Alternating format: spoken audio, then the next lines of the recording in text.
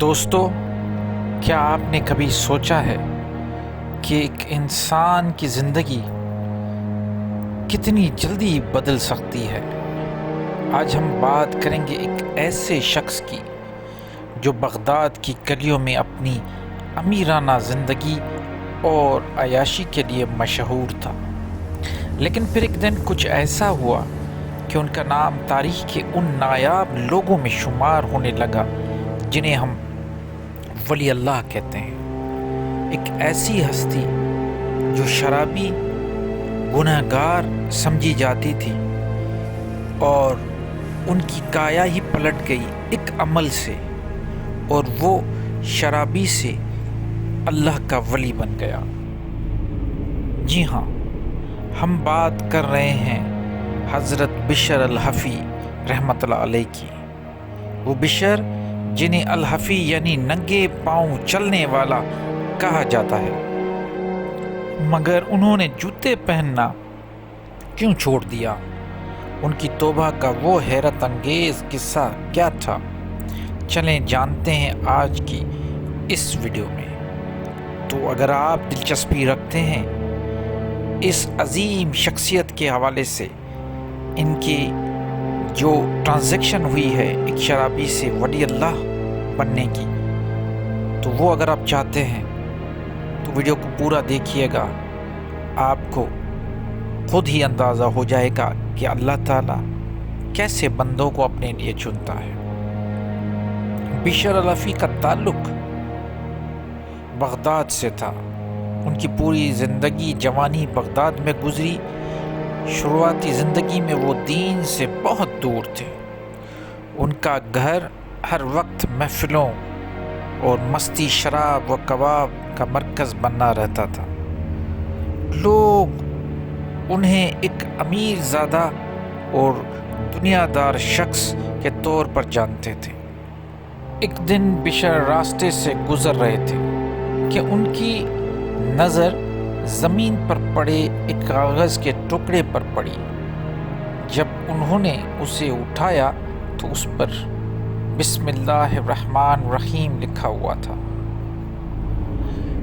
انہوں نے نشے کی حالت، وہ کہیں میکدہ کی طرف جا رہے تھے، لیکن وہ دھت نشے کی حالت میں جا رہے تھے۔ راستے پہ انہوں نے، جب یہ واقعہ بڑا مشہور ہے ان کا، جب انہوں نے دیکھا ایک کاغذ جس پہ بسم اللہ لکھا ہوا تھا، تو انہوں نے اس کو اٹھایا، اس کی مٹی جھاڑی اور اپنی جیب سے ایک عطر نکالا، کیونکہ شرابی جو ہوتا ہے وہ زیادہ تر عطر یوز کرتا ہے تاکہ اس کی جو سمیل ہے وہ ضم ہو جائے۔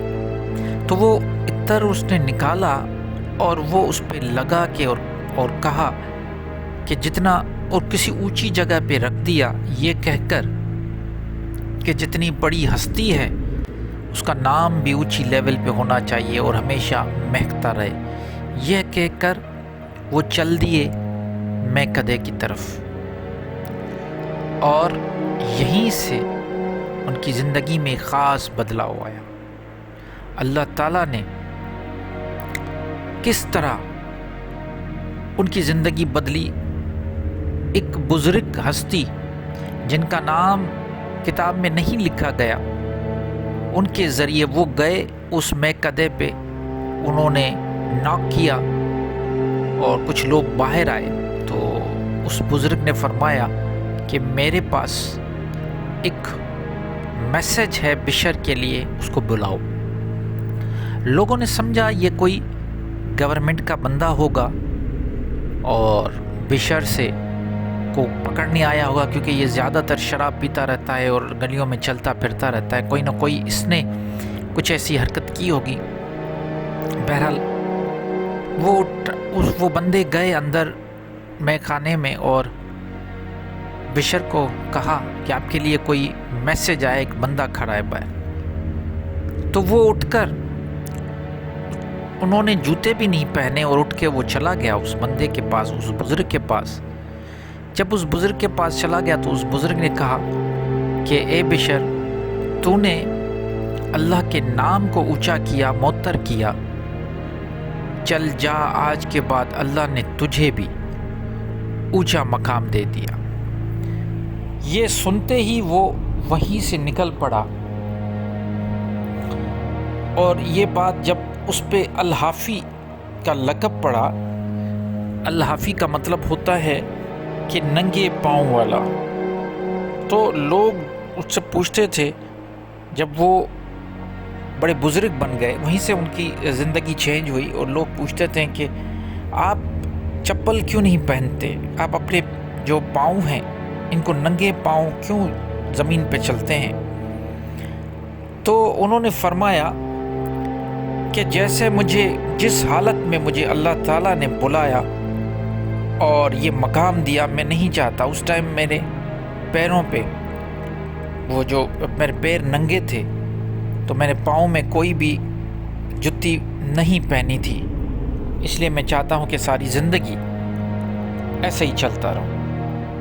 اور اس مقام کے بعد تاریخ دان لکھتے ہیں کہ وہ بہت بڑے عظیم بزرگ بن گئے، یہاں تک کہ ایک اور بڑا مشہور واقعہ ہے، بتایا جاتا ہے اور ہمارے بڑے بزرگ کتابوں میں لکھتے ہیں، ایک نہیں بہت ساری کتابوں میں یہ کلیئر لکھا ہوا ہے کہ جس شہر میں وہ رہتے تھے، وہاں کے جو جانور، گدھے گھوڑے، یہ جو جانور تھے، انہوں نے کبھی بھی راستے پہ گندگی نہیں کی، راستے پہ گوبر نہیں کیا۔